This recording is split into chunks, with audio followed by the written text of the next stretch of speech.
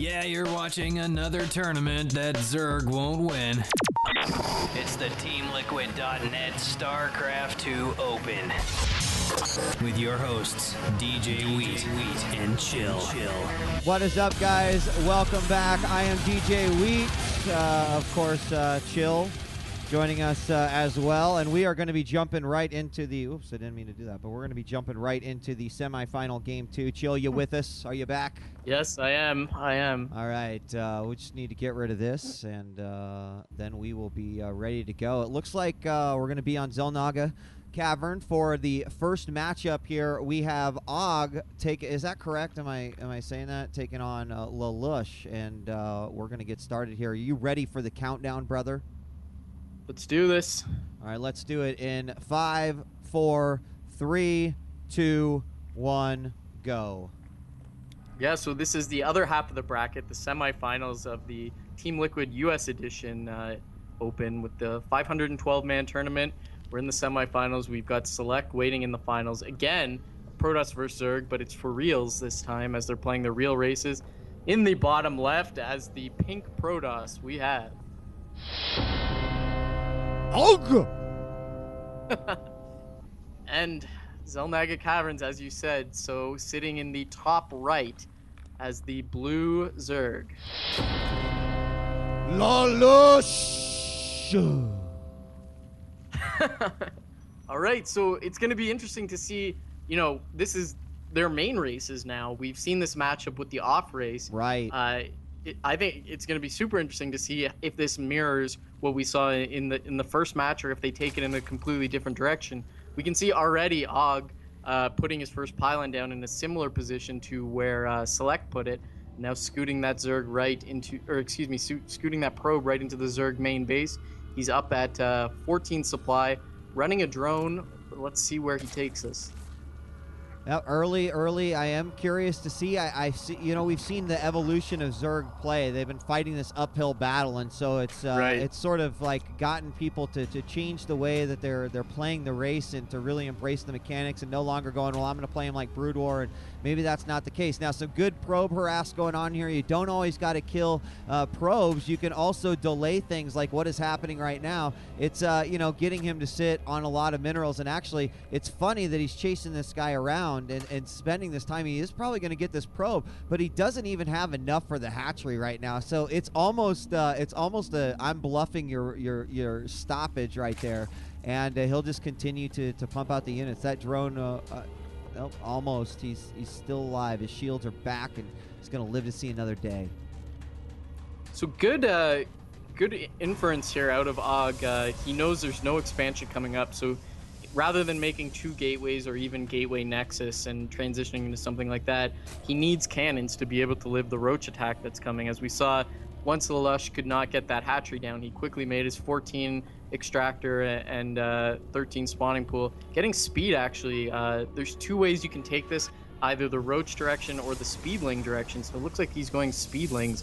I'm going to be interested to see if he transitions into roaches. The probe getting into the Zerg main, seeing what's up in there. Still nothing out of him, so maybe it's just Zergling expansion.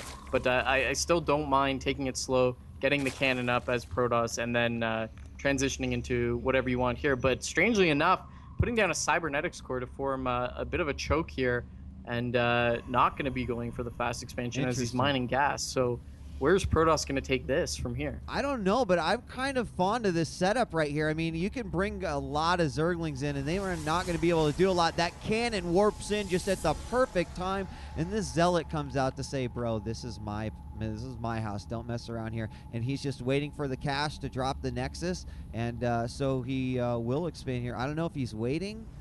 He doesn't want the Zerglings to pick at it while it's filling up, and that's exactly what's going to happen here. He's going to force these Zerglings away. A couple hits with the cannon will do nicely as well. And good move by Og there. I mean, just really smart, not just being all crazy and throwing the Nexus down at his first opportunity. But now we've got our Speedlings in play. And if they can figure out a way to get through that choke, great movement by the Zealots trying to block him off and get him out of there. Also moves them more in line with that cannon. And they will manage to stop. Like, that was very, very nice. He could have probably done a lot more damage sending those Speedlings around and trying to get inside the choke. If he would have gotten any units in there, there, that would have been devastating. He would have had to pull probes to do something about it, but unfortunately he just didn't have enough Zerglings, or he just gave them up too soon. So he is going to keep on pressuring though, and this is the type of Zerg play I really like, this crazy pressure. Yeah, this is reminiscent of Brood War Zerg versus Protoss, actually, where you open up speedlings, deny scouting. If we take a look, there's no way for Protoss to ever know what Zerg is doing. He could be going for the gold base. He could be rushing for Mutalisk. Protoss just has to, use his best guess and try to figure out. And the Zerg is running in, gonna try to run past to get past the Zealots right into the main base. A lot of Zerglings here, actually 7, and this can do a lot of damage, even stopping mining time. So 2 probes going down right away, 3rd probe gonna go down, and even if you don't kill the probes here, just stopping mining time is so important, as all these probes keep running back and forth. Another probe getting taken out, Zealot in here trying to deal with this. Oh my god, 5th probe getting taken out.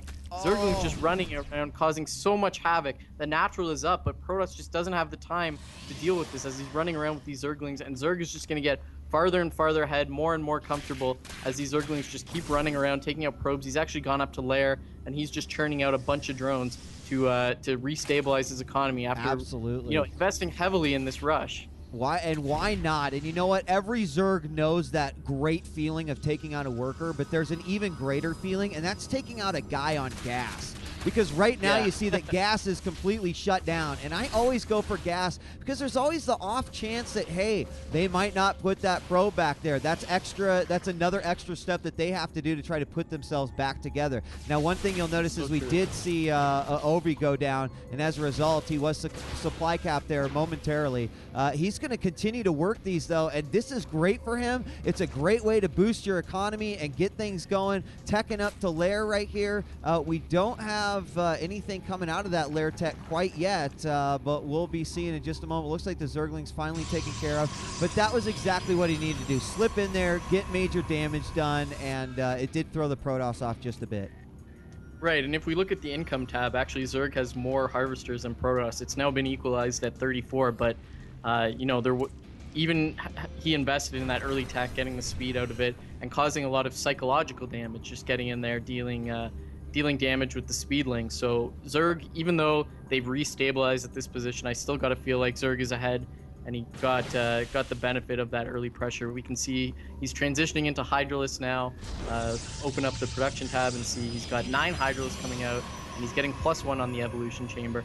And just like you said, I think every even strong player has been in that moment where they stabilize the rush, they're getting calm, and suddenly they realize they have 600 minerals and 20 gas, and then they realize, oh yeah, I didn't put the guys back in gas. So that's always very nice and just doesn't let Protoss do what he wants to do. But this is interesting, getting his robotics out, not making anything, going straight for the robotics bay and getting a second robotics facility. So someone really likes the Colossi here. Yeah, and I think that'd be a good idea, there's a couple things I want to point out here before we go any further. I would love to be seeing LaLush basically use this backdoor choke a little bit more. I mean, when you have speedlings, like, it is ridiculous how easy it is to get guys in there, and typically you won't see a cannon over here, and you don't. There's a couple of pylons there for vision, but you can roll a Baneling in or get a few Zerglings in, and it does look like he is going to try to force a push here with some slow-ass Hydralisk, and the Observer is going to catch eye of it, and so he's got an opportunity to really move forward and get the, well, no, he doesn't. He lets the Zerg come into them, and this could be a good push by the Zerg. He needs to move that arc around, but he's going to go ahead and target the cannon. He lets that army retreat back into the probes, and he will just push forward here as he can, but there is no real exit here for these Hydralisks, so if they're not careful and they try to retreat, they are going to get chased down here, and the nearest creep is so far away, but they're doing a great job here. Good micro there. He's got a couple of reds up front. He does a little bit of damage. He takes down 1 cannon. He's also opened up a little gap right here, so now send some more Zerglings in, but there is no real Zerglings ready to come out, so it's unfortunate. I'm a little bit surprised Zerg gave that attack up so easily. Hydralisks do so well against basic Protoss units. They do well against Stalkers, really well against Zealots, so I'm surprised he gave it up. And also a bit of a blunder here from Zerg. He's not evolving those groove spines, so he's not getting Hydralisk range. You really, really need that if you're pumping out a big number of Hydralisks. So the gold expansion going up for Zerg here. Looks like he wants to attack again, but that Colossus was out. It's hiding here in the back corner, just saying, please attack me. Take a look at Thermal Lance, only 50% done. So there may be a nice timing attack here as Zerg moves in with his Hydralisk. Range again, not done, not being researched. And he moves in, takes out the cannon, takes out the pylon, and just gonna, oh my god, Protoss is just praying for Thermal Lance to finish. This is not a spot he wants to be in, and moving in with the Colossus. Unranged Hydras against unranged Colossus.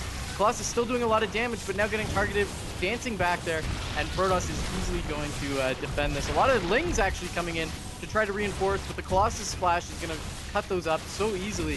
Zerg really committing to this attack. Oh my god.